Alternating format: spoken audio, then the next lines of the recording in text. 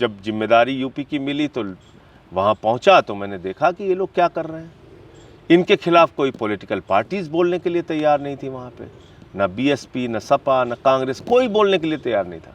ऐसा लग रहा था कि बाबा जी का तो ऐसा राज चल रहा है कि जिनके खिलाफ तो आंख उठा के देखना भी गुनाह है, सीधे चलना भी गुनाह है। ऐसी हालत थी उत्तर प्रदेश में। कोई बोले तो मुकदमे कर दो, कोई बोले तो टांग दो, ठोक दो, इस धारणा की सरकार थी। तो मैं वहाँ पहुँचा तो फिर उसी समय ये विकास दुबे वाला कांड हुआ। विकास दुबे के कांड में प्रभात मिश्रा नाम के लड़के का फर्जी इनकाउंटर किया गया, वो मामला हमने उठाया। खुशी दुबे जो अमर दुबे की पत्नी थी, उसको आज भी जेल में सड़ रही है। मतलब आप सोचिए, 4 महिलाएं, रेखा अग्नोत्री, खुशी दुबे, शांति दुबे, क्षमा दुबे, ये 4 महिलाएं आज भी विकास दुबे कांड में जेल में सड़ रही हैं, जबकि इनका कोई सीधे तौर पे लेना देना नहीं है। इनका गुनाह ये है कि ये उस परिवार की महिलाएं हैं। तो इस मामले को उठाया। फिर एक संजीत यादव का अपहरण हुआ। अपहरण करने के बाद उसके ही परिवार से 30 लाख रुपए पुलिस वालों ने अपहरणकर्ताओं को दिलवाया और फिर उसकी हत्या हो गई, वो मामला उठाया। फिर विष्णु निषाद पति पत्नी की कानपुर में हत्या हो गई, वो मामला उठाया।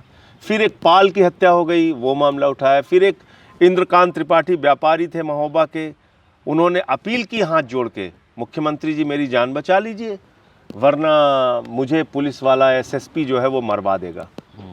आप सोचिए, उसकी हत्या हो गई। एसएसपी 302 का मुलजिम हो गया।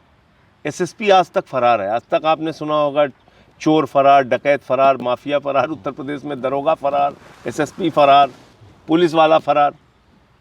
मनीष गुप्ता का कांड हुआ, अरुण वाल्मीकि का कांड हुआ, वो मामला हम लोगों ने उठाया। अब इसी बीच ये हाथरस का कांड हुआ।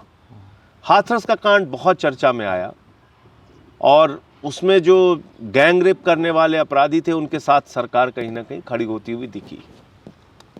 उस पे आके हमने सामने बोला। जब बोला तो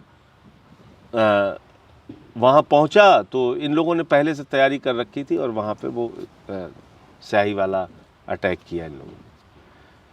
उसके बाद जब इनके भ्रष्टाचार के कई मामले हमने खोले, जैसे जल जीवन मिशन में हज़ारों करोड़ का भ्रष्टाचार इन लोगों ने किया, घर घर पानी पहुंचाने की योजना में। कोरोना के समय में 800 का ऑक्सीमीटर 5000 में खरीदा गया, 1600 का थर्मोमीटर 13000 में खरीदा गया, 12000 का ऑक्सीजन सिलेंडर 55000 में खरीदा गया, 8 लाख में इस्तेमाल होने वाला वेंटिलेटर मिलने वाला वो 22 लाख में खरीदा गया। ये सारे करप्शन और कागज़ के साथ लोकायुक्त में जमा किया। लोकायुक्त से नोटिस हुआ सरकार को। जब ये भ्रष्टाचार खोलना शुरू किया, इसी बीच एक मामला राम मंदिर का मिल गया।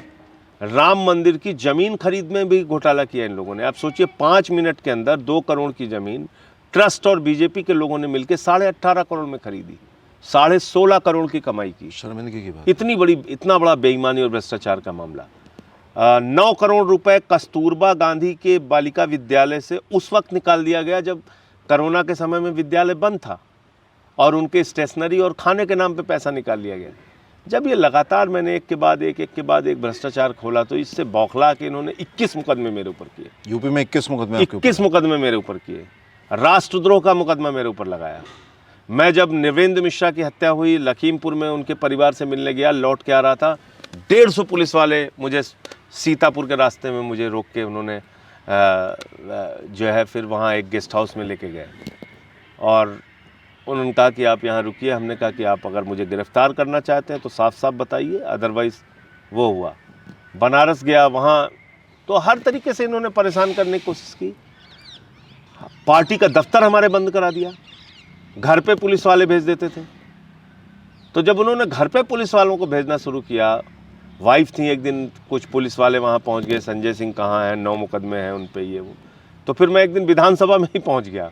मैंने अरविंद जी को बोला, मैंने कहा मैं अब जा रहा हूँ विधानसभा में ही, अगर इन्हें गिरफ्तार करना होगा करें। यूपी की विधानसभा में पहुँच गया और प्रोटोकॉल के मुताबिक एक मेंबर ऑफ पार्लियामेंट को दर्शक दीर्घा में जाके खुद से बैठने की, बगैर पास के बैठने की इजाज़त होती है। ठीक बात। तो मैं गया और वहाँ की दर्शक दीर्घा में बैठ गया।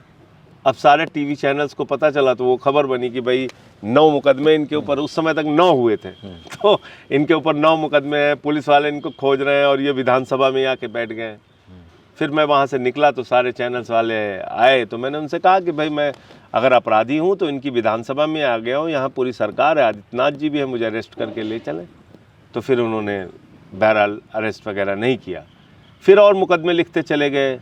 फिर एक मामले में मुझे चार्जशीट हुई, फिर उसमें मुझे सुप्रीम कोर्ट से स्टे मिला।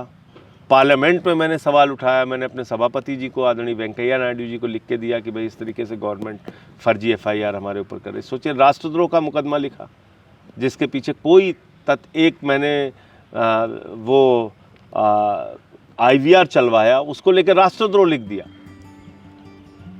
तो सत्ता का जितना दुरुपयोग हो सकता है वो भारतीय जनता पार्टी कर रही है, यूपी में खूब जम के कर रही है।